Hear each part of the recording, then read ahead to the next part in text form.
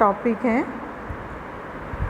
Licence procedure for individual agent, एकाकी agent के licence देने की प्रक्रिया।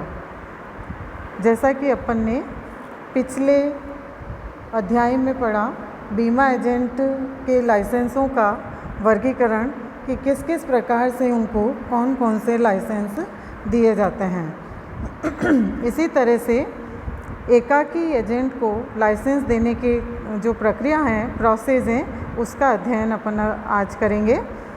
एकाकी या एकल व्यक्ति को बीमा एजेंट का लाइसेंस जारी करने अथवा एकाकी व्यक्ति द्वारा बीमा एजेंट का लाइसेंस प्राप्त करने की प्रक्रिया इस प्रकार से है। सबसे पहले योग्य व्यक्तियों द्वारा आवेदन। बीमा अधिनियम के प्रावधानों तथा प्राधिकरण के विनियमों के अनुसार सभी योग्य व्यक्ति बीमा एजेंट का लाइसेंस प्राप्त करने के लिए आवेदन कर सकते हैं। इन प्रावधानों के अनुसार जो व्यक्ति आवेदन कर सकते हैं लाइसेंस के लिए वे सभी व्यक्ति जो प्राधिकरण द्वारा निर्धारित योग्यताएं रखते हैं और वे सभी एकाकी व्यक्ति इंडिविजुअल्स जिनमें अधिनियम में वर्णित अयोग्यताएं नहीं हैं। यानी जो व्यक्ति लाइसेंस लेने के योग्य हैं, जैसे साउंड माइंड का होना, एडल्ट होना, तो कुछ इस प्रकार की योग्यताएं हैं। वो व्यक्ति जब उन योग्यताओं को ग्रहण कर लेता है, उसके बाद ही वो बीमा एजेंट लाइसेंस प्राप्त कर सकता है। सेकंड स्टेप है निर्धारित प्रारूप में आवेदन। जब कोई व्यक्ति बीमा एजेंट का लाइसेंस प्राप्त करना चाहता है तो उसे निर्धारित प्रारूप में आवेदन करना होता है। एकल व्यक्तियों के लिए form VA, form IRDA agents VA form में आवेदन करना पड़ता है।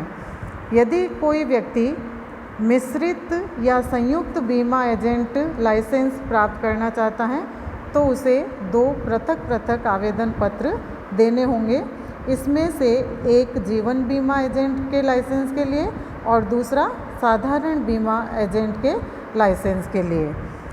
तीसरा स्टेप है शुल्क जमा करना। बीमा एजेंट का लाइसेंस प्राप्त करने हेतु प्राधिकरण के विनियमों के अनुसार शुल्क देना पड़ता है।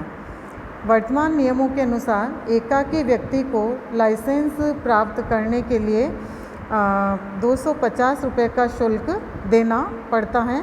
संयुक्त लाइसेंस के लिए भी शुल्क इतना ही देना पड़ता है और कोई अतिरिक्त शुल्क उन्हें नहीं देना पड़ता है। फोर्थ स्टेप है आवेदन पत्र के साथ प्रपत्र संलग्न करना एवं नामांकित व्यक्ति को प्रस्तुत करना। आवेदक को आवेदन पत्र के साथ निम्नांकित प्रपत्र भी संलग्न करने पड़ते हैं, जैसे आयु का प्रमाण पत्र, शैक्षिक योग्यता का प्रमाण पत्र, भर्ती पूर्व परीक्षा में पास होने का प्रमाण पत्र, 100 घंटों की प्रैक्टिकल ट्रेनिंग में पास होने का सर्टिफिकेट या प्रमाण पत्र, संयुक्त लाइसेंस की दशा में 150 घंटों की प्रैक्टिकल ट्रेनिंग में पास होने का प्रमाण पत्र और शुल्क का ड्राफ्ट या शुल्क जमा कराने का प्रमाण पत्र।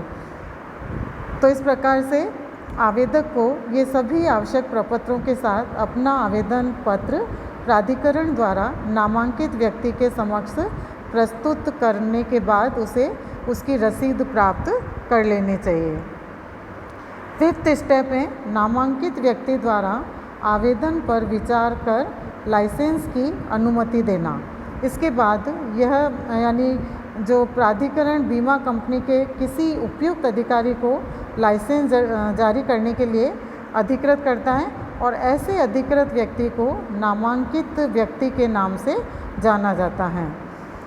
अतः आवेदन पत्र प्राप्त होने पर नामांकित व्यक्ति उस आवेदन पत्र पर ध्यानपूर्वक देखता है, विचार करता है और उनमें कुछ बातों का वो छानबीन करता है, उसके बारे में उसका पर्यवेक्षण करता है। जैसे क्या आवेदक के पास निर्धारित शैक्षिक योग्यताएं हैं अथवा नहीं, क्या आवेदक ने भर्ती पूर्व परीक्षा पास कर ली है अथवा नहीं। क्या आवेदक ने किसी मान्यता प्राप्त संस्था से कम 100 घंटे की प्रैक्टिकल ट्रेनिंग पूरी कर ली है या नहीं। क्या आवेदक ने आवेदन पत्र में पूछे गए प्रत्येक प्रश्न का उत्तर दे दिया है अथवा नहीं। क्या आवेदक को बीमा व्यवसाय का आग्रह करने एवं उसे प्राप्त करने के लिए आवश्यक ज्ञान एवं जानकारी है या नहीं। क्या आवेदक बीमा धारकों को सभी आवश्यक सेवाएं उपलब्ध करने में सक्षम है अथवा नहीं। क्या आवेदक ने आवश्यक शुल्क जमा करवा दिया है अथवा नहीं। क्या आवेदक में बीमा एजेंट का लाइसेंस प्राप्त करने की सभी योग्यताएं हैं, जैसे वयस्कता, स्वस्थ मस्तिष्क आदि। क्या आवेदक में कोई व्यक्तिगत या चारित्रिक अयोग्यता तो नहीं है। जब नामांकित व्यक्ति को इन सभी प्रश्नों या बातों का सही उत्तर प्राप्त हो जाता है और वह संतुष्ट हो जाता है तो आवेदक को बीमा एजेंट का लाइसेंस जारी करने की अनुमति दे देता है। उसके बाद का नेक्स्ट स्टेप है लाइसेंस जारी करना। नामांकित व्यक्ति की अनुमति के बाद उसका कार्यालय एक निर्धारित प्रारूप में यानी कि फॉर्म V-B फॉर्म IRDA-Agents-VB में लाइसेंस तैयार करता है और नामांकित व्यक्ति उस पर अपनी सील लगाकर हस्ताक्षर करता है। उसके बाद परिचय पत्र जारी करना। नामांकित व्यक्ति लाइसेंस के साथ ही एक परिचय पत्र भी जारी करता है और परिचय पत्र भी निर्धारित प्रारूप फॉर्म VZ में ही बनाया जाता है। यदि बीमा एजेंट को मिश्रित या संयुक्त लाइसेंस जारी किया गया है तो उसे 2 परिचय पत्र जारी किए जाते हैं। एक परिचय पत्र जीवन बीमाकर्ता द्वारा तथा दूसरा परिचय पत्र साधारण बीमाकर्ता द्वारा जारी किया जाता है। नेक्स्ट स्टेप है देरी की संभावना से अवगत कराना। कभी कभी आवेदन पत्र पर विचार करते समय ही नामांकित व्यक्ति को यह एहसास होने लगता है कि लाइसेंस जारी करने में 3 माह से अधिक समय लग सकता है। तो ऐसी स्थिति में नामांकित व्यक्ति को आवेदन की तिथि से 60 डेज़ के भीतर ही आवेदक को लाइसेंस जारी करने में देरी होने की संभावना से अवगत करवा देना चाहिए, क्योंकि इसके अतिरिक्त उसे उन कारणों से भी अवगत करवा देना चाहिए जिनकी वजह से देरी हो सकती है। फिर है लाइसेंस जारी करने से इनकार करना। प्राधिकरण नामांकित व्यक्ति आवेदन पत्र पर विचार करने के बाद उचित समझे तो लाइसेंस जारी करने से इनकार भी कर सकता है, क्योंकि जो सामान्यतः कारण है इनकार करने के वो हैं यदि लाइसेंस जारी करना जनहित में नहीं हो, यदि आवेदक पहले से ही बीमा एजेंट या बीमा दलाल आदि के रूप में कार्य कर रहा हो, या प्राधिकरण या नामांकित व्यक्ति लाइसेंस जारी करने से इनकार करता है तो उसे ऐसी इनकार के कारणों का अभिलेख बनाना होता है और उसके अतिरिक्त नामांकित व्यक्ति आवेदक को भी लाइसेंस देने से इनकार के कारणों से अवगत करवाएगा।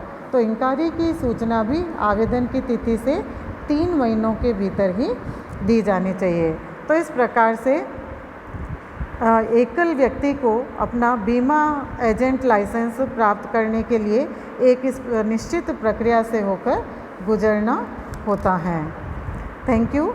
नेक्स्ट वीडियो में अपन करेंगे निगमीय बीमा एजेंट लाइसेंस की प्रक्रिया।